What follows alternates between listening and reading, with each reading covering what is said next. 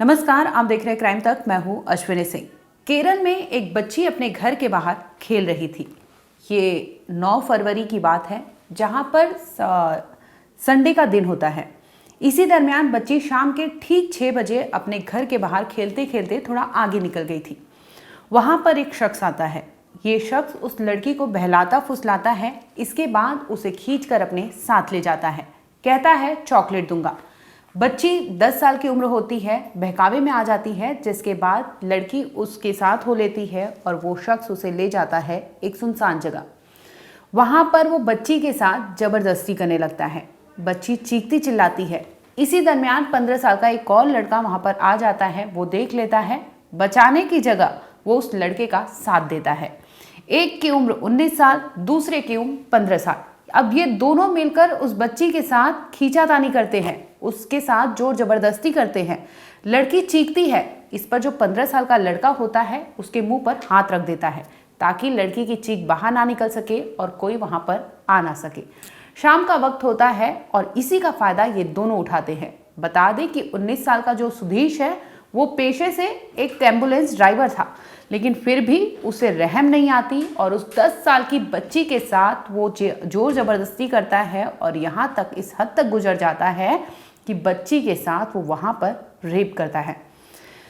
15 साल का लड़का जो उसके साथ होता है वो भी उसका साथ देता है और इस बार वो बच्ची के मुंह में कपड़ा रखता है ताकि उसकी आवाज़ आ ना सके, और इसका फ़ायदा उठाकर वो 10 साल की बच्ची के साथ वहाँ पर दरिंदगी करता है, उसे नोचता है, खींचातानी करता है। लड़की वहाँ पर बेसुध हो जाती है, लेकिन दरिंदे अपना काम करने से नहीं रुकते।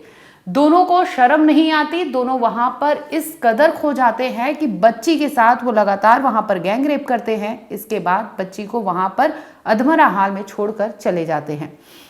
अब परिवार बच्ची को तलाश कर रहा था कि कहाँ गई। अचानक ये खेल रही थी, वहां मिल नहीं रही थी। इस पर खबर मिलती है कि बच्ची को कोई वहां पर था, जो शख्स, उसका नाम जो है सुधीश रमेश है। अब सुधीश वहां पर बच्ची को लेकर गया था, यानी वो किडनैप किया था। किडनैपिंग के बाद उसे वो सुनसान जगह ले गया था। मामला अडूर का है। अडूर के ही एक जगह पर लेके गया था, जहां पर उसने इस तरह से बच्ची के साथ दरिंदगी की थी और उसका साथ एक 19 साल का और लड़का दिया था। अब ये लोग बच्ची को वहीं पर छोड़कर खुद फरार हो जाते हैं। जैसे ही बच्ची की घर वाले, परिवार वाले उसे ढूंढते हैं तो पता चलता है कि बच्ची वहां पर घर से कुछ दूरी पर वो वहां पर पड़ी थी। अब बच्ची के परिवार वाले समझ जाते हैं कि उसके साथ कुछ अनहोनी हुई है। फौरन माँ उसे लेकर अस्पताल भागती है। जब बच्ची को अस्पताल ले जाया जाता है, जहां पर उसका इलाज चलता है, तो मामले का खुलासा होता है कि उस 10 साल की बच्ची के साथ बेरहमी से उसकी इज्जत लूटी गई थी। बेरहमी से उसके शरीर को नोचा गया था, उसे घसीटा गया था, जिसके बाद उसके मुंह में कपड़ा भरकर उसके साथ इस तरह से दरिंदगी की गई थी। 10 साल की बच्ची, उसे कुछ समझ नहीं आ रहा था, लेकिन डॉक्टरों की टीम ने फौरन माँ को इसकी खबर दी कि इस तरह से आपकी बच्ची के साथ हुआ है। दूसरी ओर मामले की सूचना पुलिस को दी जाती है। अब पुलिस वहाँ पर पहुँचती है। बच्ची क्योंकि नाबालिग है, तो इसकी सूचना वेलफेयर जो ऑफिसर होते हैं डिस्ट्रिक्ट के, वेलफेयर चाइल्ड वेलफेयर कमेटी के, उन्हें भी दी जाती है। वो भी वहाँ अस्पताल में पहुँचते हैं। अब बयान तो लड़की का दर्ज नहीं किया जा सकता था, लेकिन लड़की की जो माँ है उनके सामने लड़की से जो कुछ वो काउंसलिंग के तहत अगर पूछ सकते थे, उन्होंने वो जानकारी इकट्ठी की, जिसमें कई तस्वीरें, कई फ़ोटो, क्योंकि वहाँ इलाके के सीसीटीवी खंगाले गए, जिसमें सीसीटीवी से 2 शख्स नज़र आते हैं, जिसमें एक का 19 साल का सुधीश नज़र आता है। रहने वाला एर्नाकुलम का है, केरला का ही रहता है, जहाँ पर वो एम्बुलेंस ड्राइवरी का काम करता था। ककनाड इन्फो पार्क है, जहाँ पर इसी अस्पताल के लिए वो एम्बुलेंस का काम किया करता था। एम्बुलेंस में ड्राइवर था और वो मरीजों को एक जगह से दूसरी जगह ले जाया जाता था। उनकी जान बचाने में वो प्रयास करता था, वो जान बचाने के लिए काम किया करता था। लेकिन उसकी नीयत इतनी बिगड़ जाती है कि वो रविवार यानी 19 फरवरी की शाम 6 बजे एक लड़की को उसके घर के बाहर खेलते हुए देखता है और उसका मन डोल जाता है, जिसमें वो लड़की को किडनैपिंग का सोचता है और उसे वहाँ से किडनैप करके ले जाता है दूसरे जगह, जहाँ पर वो लड़की के साथ दरिंदगी करता है।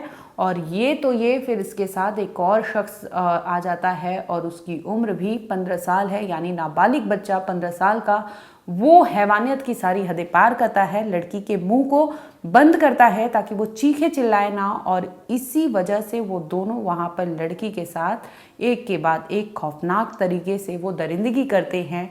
10 साल की बच्ची ये तमाम चीज़ें झेलती है, जिसके बाद आखिरकार वो छोड़ देते हैं, उसे वहाँ पर तड़पते हुए छोड़ते हैं।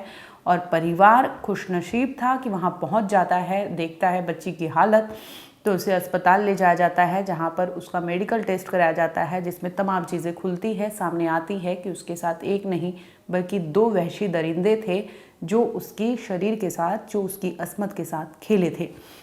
इस मामले में पुलिस CDR खंगालती है, लोकेशन ट्रेस करती है और CCTV खंगालती है, जिसमें 2 आरोपियों को पुलिस चिन्हित करती है और इसी के थ्रू पुलिस वहां तक पहुंचती है, यानी सुधीश तक। मेन कल्प्रिट वही था, 19 साल का, यानी ये बालिग था, लेकिन उसकी हरकतें जो थी वो एकदम वाहियात थी। जिस तरह से उसने लड़की को किडनैप किया और लेके जाता है, ये तमाम चीज़ें CCTV के तहत पुलिस ने पूरे क्राइम सीक्वेंस को जोड़ा, जिसमें पुलिस ने सुधीश को सोमवार, यानी उसी रात 9 फरवरी की बात है, 10 फरवरी सोमवार को सुबह 2 बजे पुलिस ने सुधीश को गिरफ्तार कर लिया, जिसमें पता चलता है कि वो एम्बुलेंस ड्राइवरी करता था, नौकरी करता था, और इसी दरमियान उसकी नीयत डोल गई थी, जिसमें उसने उस लड़की को अडूर जिले से वहाँ से उठाता है और लड़की को दूसरी जगह ले जाता है, जहाँ पर उसकी अस्मत के साथ खेला था। अब पुलिस मामले की जांच करते करते आखिरकार मेन आरोपी तक पहुंच जाती है, उसे गिरफ्तार करती है। तो जांच में ये सामने आता है कि उसने लड़की का पहले किडनैपिंग किया था और उसके बाद उसने लड़की के साथ इस तरह से हैवानियत की थी। पुलिस के हाथ CCTV तो लग गए थे, लेकिन अब उन्हें ये था कि बच्ची का भी बयान तो दर्ज नहीं किया जा सकता था, लेकिन काउंसलिंग के तहत उसे वो फोटोग्राफ्स दिखाए गए कि क्या तुम ये जानती हो। इसमें बच्ची ने इशारा किया, जिसके तहत पुलिस को मदद मिलती है और पुलिस उस CCTV फुटेज की मदद से लड़की को दिखाती है वो तस्वीर, और वो लड़की उन्हें पहचानती है, जिसके बाद पुलिस आरोपियों तक पहुंचती है, उन्हें अरेस्ट करती है, जिसमें ये खुलासा होता है कि आरोपी जो था, मेन आरोपी उसमें, यानी पूरा प्लान जो रचा था पूरे इस वारदात को, जो मेन कल्प्रिट था इसमें, उसे सुधीश को पुलिस अरेस्ट करती है, जिसमें पता चलता है कि वो एक एम्बुलेंस ड्राइवर है। यानी अगर आपको बता दें कि इस तरह से अपराध, ये 1-2 अपराध नहीं है, हमने लास्ट कई दिनों से आपको लगातार ये सब खबरें दिखाते हैं, जिसमें कई ऐसे अपराध हमने देखे, उसमें चाहे वो बच्ची हो, चाहे एक महिला हो, चाहे फिर वो बूढ़ी बुजुर्ग महिला हो, ये देखने, सोचने या कांड करने के पहले आरोपी समझ नहीं पाते या सोच के परे होते हैं। ये अपने आप में सबसे बड़ा सवाल है। इस तरह से समाज में कौन सेफ है, क्योंकि स्कूल से भी कई खबरें सामने आई थी। आपको याद होगा महाराष्ट्र के बदलापुर में जिस तरह से 2 बच्चियों के साथ सेक्सुअल असॉल्ट स्कूल में हुआ था, उसके बाद स्कूल के ही एक कर्मचारी को पुलिस अरेस्ट करती है, जिसके कुछ ही महीने बाद उसका एनकाउंटर कर दिया जाता है। वो अपने आप में अलग चीज़ें थी, लेकिन जिस तरह से स्कूल में अगर एक बच्ची सेफ नहीं है और अगर एक जो स्टूडेंट वहाँ पर सेफ नहीं है, तो ये प्रशासन हो, चाहे वो शिक्षा अधिकारी हो, चाहे वो टीचर हो, सब में अपना बड़ा सवाल छोड़ता है कि कहाँ और किस दिशा में ये समाज जा रही है और किस तरह से महिला या लड़कियों की सेफ्टी है। क्योंकि शाम 6 बजे वो 10 साल की बच्ची अगर अपने घर के बाहर खेल रही थी, तो मुझे नहीं लगता कि वो गुनाह था या वो उस लड़की का कोई उसमें गलती थी। इस तरह से खुलेआम शिकारी टारगेट करते हैं और टारगेट को बाकायदा वो वहाँ पर गिद्ध की तरह नज़र रखते हैं, जिसके बाद उसे वहाँ से उठाते हैं और उसकी अस्मत और उसकी इज्जत के साथ इस तरह खेलते हैं। क्या उनके घर में बहन, बेटी या माँ नहीं है? जिस तरह से वो सोच नहीं पाते कि उस लड़की पे क्या बीतेगी, क्योंकि उसकी उम्र 10 साल है। वो सोच से परे है कि वो अभी उसकी चीज़ें सीखने की, भविष्य बनाने का अभी वो होड़ था, उसका वो उम्र था, लेकिन उसे पंख लगने से पहले ही उसके पंखों को कतर दिया जाता है। इस तरह से अगर समाज में अपराधी खुलेआम घूमते हैं और उनकी मंशा अगर गलत है, तो ये बहुत बड़ा सवाल उठाता है हमारे समाज पर भी कि बच्चियां या महिलाएं कहाँ सुरक्षित हैं। इस तरह से अगर उन्हें नोचा गया, कचोटा गया, तो वो कहाँ जाएंगी? क्योंकि वो आज़ाद परिंदा बनने के लिए, अभी वो उड़ान भरने के लिए वो अभी पढ़ रही थी, अपना शिक्षित हो रही थी, लेकिन दूसरी ओर इस तरह से अपराधी उनके उस चीज़ों से खेल जाते हैं जो ताउम्र उस लड़की के लिए शायद वो बड़ा सवाल या अपने आप में बड़ा सदमा लग के रह जाएगा कि आखिर वो करे तो करे क्या। इस तरह से इस पीरियड से अगर वो गुजरी हो तो सोचने वाली बात है। अगर कोई भी ऐसा अपराधी या समाज में ऐसी चीज़ें होती हैं, ऐसे लोग घूमते हैं, तो ज़रूरी है कि सुरक्षा और सेफ्टी पर ध्यान दिया जाए और अपने आस पड़ोस में अगर कुछ चीज़ें ऐसी होती हैं, संदेह है, संदिग्ध लगता है, तो आवाज़ उठानी चाहिए, चाहे कोई महिला हो चाहे कोई पुरुष हो। अगर आपको लगता है ये इंसान गलत कर रहा है तो ज़रूरी है उसे बचाना, क्योंकि कल को किसी की भी बेटी, किसी की भी महिला, किसी की भी बहन, किसी की भी माँ वहाँ पर हो सकती है, जिस तरह से इस अपराध को अंजाम दिया गया था। बहरहाल आपको बता दें कि तमिलनाडु से भी एक खबर सामने आई थी, जहाँ पर स्कूल के टीचर ने ही एक लड़की को, और वो भी एक दो नहीं बल्कि 3 टीचरों ने एक लड़की के साथ, हाई स्कूल की लड़की थी, उसके साथ दरिंदगी की थी।